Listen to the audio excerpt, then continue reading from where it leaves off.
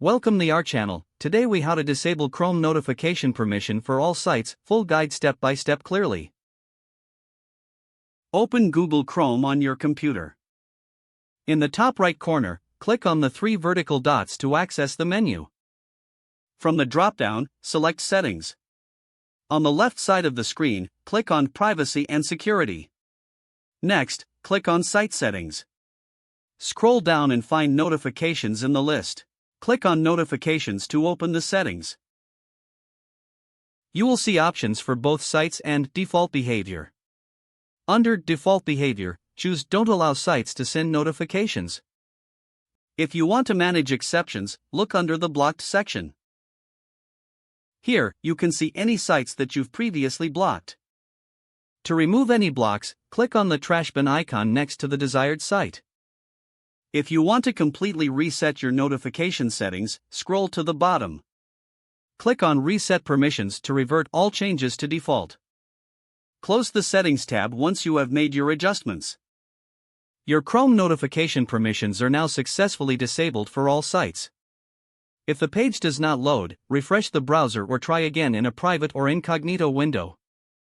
Make sure you are using the correct email address, then retype it carefully to avoid small typos. If your password is not accepted, use the reset option and create a new strong password you can remember.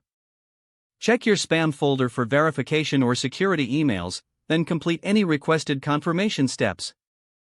Enable two-factor authentication if available to improve account security and reduce unauthorized access risk.